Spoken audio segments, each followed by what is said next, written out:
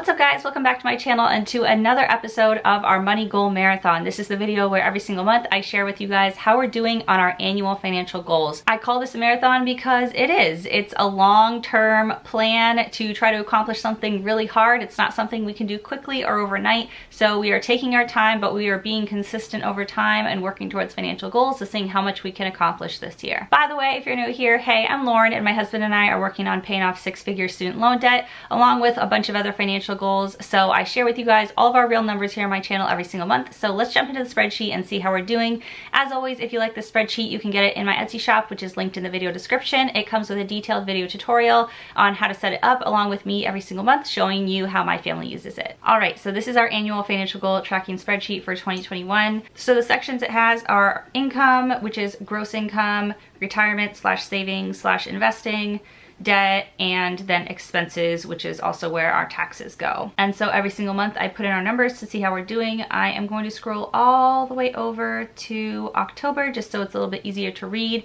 There are 2 more months in the year. I just have them hidden here just so it's also easier to read. So I'm gonna hide those again and then scroll over. So this is our October update. So that is 10 months out of the 12 months of the year. So to be on track percentage wise for our percent of goal completed by the end of October, we should be about 83% of the way completed on these goals. So let's start off by looking at our income.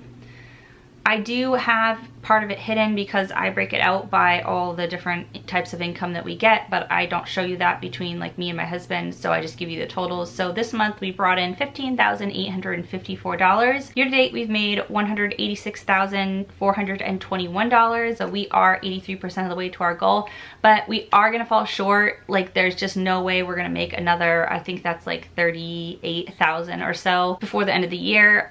So yeah, but for now, for this month, we are still on track to complete that goal by the end of the year. All right, retirement and savings. For my husband's 401k, we contributed $1,500 this month. So year to date, we've contributed almost $16,000 and our goal is $19,500.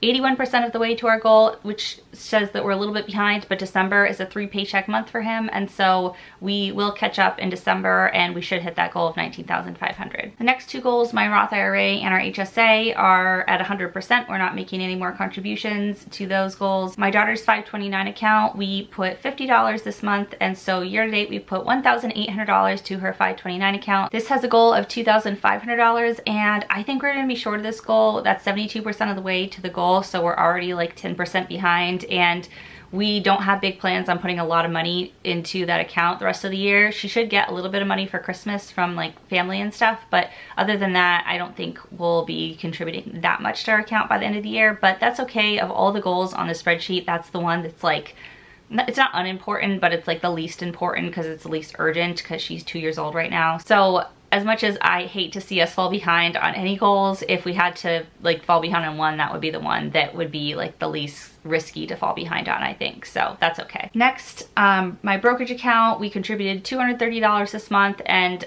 you guys probably aren't tracking things that carefully because it's not like your own finances, but in our October budget recap, I put that we put $200, and that's true. Out of the brokerage category, we did put $200, but out of my own spending money that's in our sinking funds, I put an extra $30 into my brokerage accounts, so that's why I'm using $230 in this and only put $200 on our budget, if that makes sense. That's a very, very like nitpicky detail, but I just like to explain everything to you guys because I'm a total numbers nerd and explain to you exactly how we're doing things. So anyway, year to date, we're at $2,240 to brokerage accounts, which is really cool. So on a goal of $2,400, we are 93% of the way there. So I think we should definitely hit this goal this year. So I'm excited about that. And then finally, our emergency fund is funded. We're not putting anything else in there. So overall in the savings section, we contributed $1,780 this month. Year to date, that's $33,990 on a $38,600 goal. So we are 88% of the way to our savings goal for the year. All right, moving on to the debt section, we have,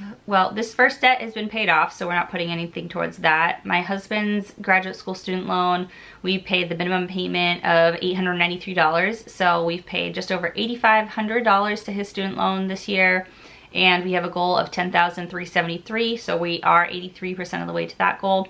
And then for my student loan, same thing, we just paid the minimum payment, $1,882. Year to date, we've paid $17,704 to my student loan, and our goal is $21,000. So again, we're basically on track for that one because it's just auto payments. We're just paying the minimum. And then for our home equity line of credit, we again paid the minimum payment of $75. So we paid $750 towards our goal of $900 for the year. So that is 83% of the way to our goal. And then actually it's really exciting this month because we hit our goal for extra payments for the year this month. So we're already there. And I did adjust these goals when I quit my 9-to-5 in June. We had them a little higher and then I estimated them down based on what we were gonna make. But yeah, we still were able to exceed our goal for extra payments. So I'm really happy about that because we are making extra payments in November and December.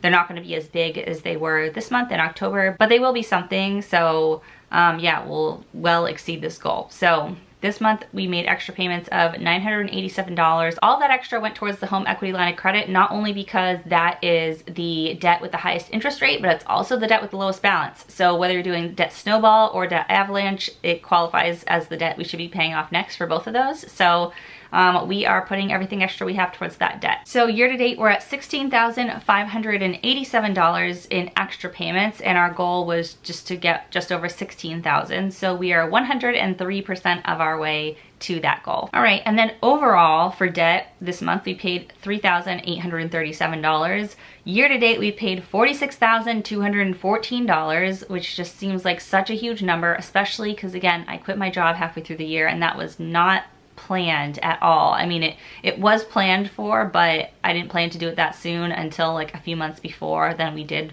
seriously plan for it. But yeah, I'm just so happy that we're gonna end the year paying over $50,000 towards debt. Even though I quit my job, we were able to figure that out. YouTube is my full-time job now. I mean, I don't work full-time like 40 hours, although I work a lot of hours on YouTube, but I don't make anywhere near what I used to make, although I hope to get there sometime in the next year or two. But it has been going pretty well, a little bit better than I thought it would money-wise. So yeah, I am excited that it's, you know, it's working and we're able to keep meeting these debt payoff goals and everything, and I get to live a life that makes me very happy and I get to spend a lot of time with my daughter. So our goal for the year to pay towards debt was $51,400. So we are 90% of the way to that goal. Even though we are paying over $50,000 towards debt, we are not paying off $50,000 because all of our debts have interest that's accruing. So unfortunately, not every penny of that goes towards principal. Some of it does go towards interest, but still $50,000 to debt in 1 year is a really solid number, and I'm really happy that we are going to be able to hit that goal. Okay, finally, expenses. So excluding taxes, this month we spent $6,753 on expenses, which is like our actual living expenses and sinking funds. And then for taxes, we paid $3,484, or we didn't actually like pay that anywhere. It was just withheld from my husband's paychecks and then like set aside for me in money for taxes from my income. And so our total expenses for the month was $10,237. So year to date, our expenses, including taxes, has been $106,217.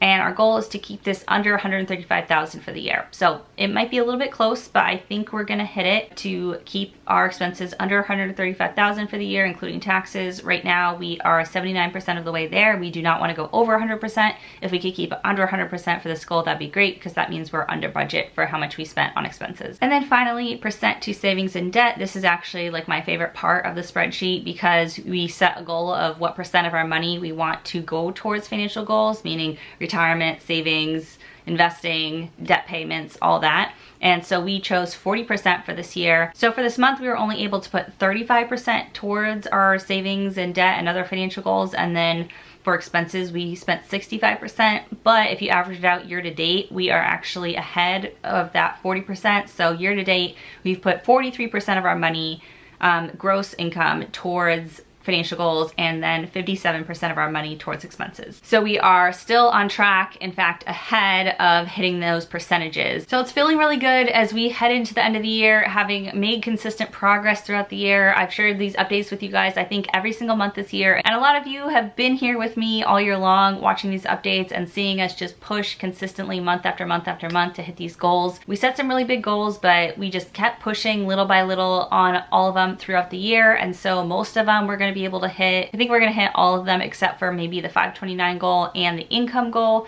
But other than that, we are pushing hard and we're gonna meet some really, really good financial goals this year. So I'm excited to see what we do the last 2 months of the year. Like I said before, if you like the spreadsheet, it's available for purchase on my Etsy shop, which is linked below. It's an instant download to Google Sheets. I don't remember if I said that at the beginning of the video, but yeah, it's an instant download. So you just, as long as you have a Gmail account, you can use it. You don't need like Excel or any other programs. Doesn't matter what type of computer you have. You can update it on your phone, on an iPad, on your computer, whatever like device, it all syncs. And so wherever you are, you can always update it, which is really nice. So yeah, my Etsy shop will be linked in the video description. If you like this video, make sure you give it a big thumbs up. It really helps on my channel. And if you want to see more videos like this from me, then hit the red subscribe button down there. I'd love to have you as a subscriber, and I will see you guys in my next video. Bye.